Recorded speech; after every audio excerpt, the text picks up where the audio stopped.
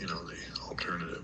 And as a young cat to have this type of thing, it's almost like it's unusual, very unusual. And I probably can't think of situations where you've had primary pneumonia. It's probably an indoor cat, isolated indoor cat. Correct? Yes, correct, yeah.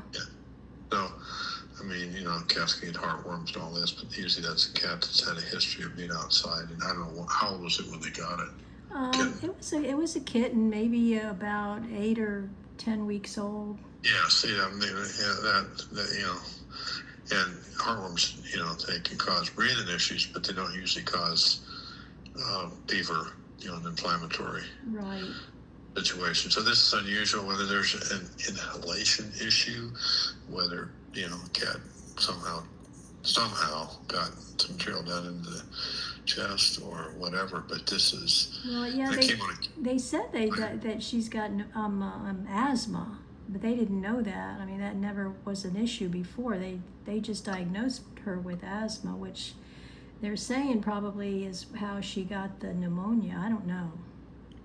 But usually a cat with pure asthma, has the cat been coughing, or over the years, did it cough a lot? Did it? No. Usually, we'll have some. I think some cats have borderline overactive airway disease, but they will cough. Not infrequently they'll have a cough, and but this is a cute thing. It's really unusual, and so why I got it, how I got it, I don't know. And I wonder what clinic they're at. I don't know. Up in Manassas, I'm not sure.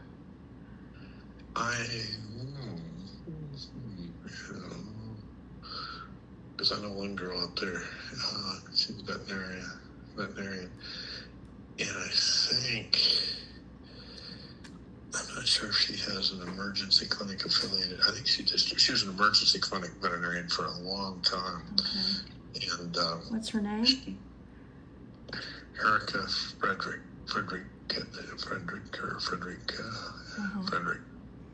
And she's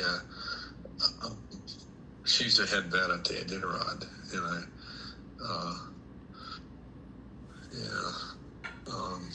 but that's unusual. And they have most of the vets that work in the ER.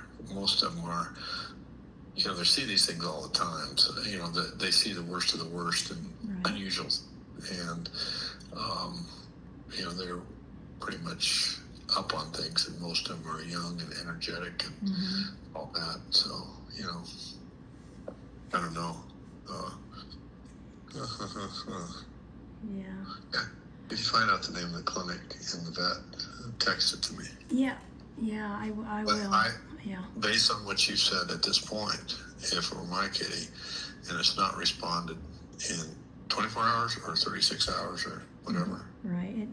Well, they took her in last night, I guess about 11 o'clock maybe. Yeah. And when did she start showing symptoms, yesterday or day before? Yeah, it wasn't until, yesterday was Monday, so I think it was Sunday she threw up all over the foyer, which, they didn't think a whole lot of it because, sometimes they eat something that doesn't agree or whatever. But then the next day, Monday, they realized they hadn't seen her for a while. So they went looking, and she was hiding under the bed, and she was having trouble breathing and just really lethargic. I just wonder if it wasn't somehow something got down into her trachea and she had got an inhalation pneumonia. Oh, really?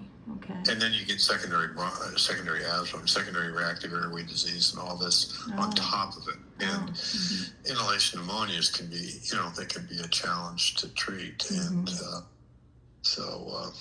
but see, you have the vomiting, it was fine until, fine. She vomited, which cats do. But I think something just, but they're there with her, the vets, and I don't want to second guess them. But to me, historically, I'd be concerned of inhalation and then secondary pneumonia, i.e. the fever, and reactive airway disease, i.e. asthma, which reactive airway disease secondary to the whole thing. So, do you think if they, like, if it was the inhalation pneumonia that she's got, is that, and she recovers from this, is she still going to have asthma, or is she going to be susceptible to more things? well, she's probably, if it is inhalation pneumonia, she's probably sustained some lung damage, and she may have some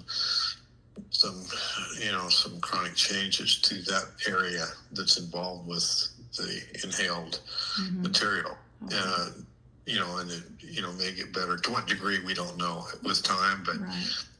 They can't, if she's not stable enough to take her home Right. without oxygen, then, Right. you have to, Right. do you want to go another 2 or 3 days and have a $10,000 bill No. plus Yeah. plus put her through all that? Yeah. No. I mean, if she's, they could take her home if they wanted, but you don't want to, air hunger is not good. And right. so I would, I think if she were our kitty, we'd probably consider not going on. Right, yeah. If she's not better tonight, or, right. to where they can get her out of there. Right. Okay, got it. But if you I'd just be interested. What clinic? Okay. And the name of the vet. Okay. I don't know if she had an emergency clinic affiliate, because she started a practice just recently, but she was an emergency clinic, for vet for years, and she's a smart girl. Okay. But I think she got her own clinic, and she's had some health issues, back surgery, but she's the head vet I did her on. So okay. I know. All right. Well, I'll name of that and what the name of the clinic is. Okay, I'll let you know, and I'll pass all this along to my son. So it's good information. Yeah, that's my 2 cents worth. Yeah. Whether it's right or wrong, whatever. Yeah. Okay. Thank you. Appreciate all your help. Okay. Thank you. Talk to you later. Okay. Bye-bye. Bye.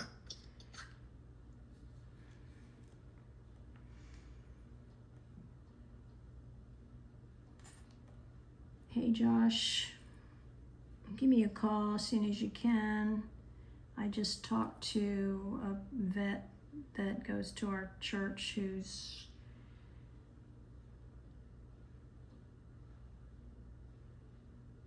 really good. Period. He wants to know the name of the clinic that the kitty is at and the doctor. Period. He knows a few doctors up there. Period. But I'd like for you to listen to the conversation I had with him. I just recorded it.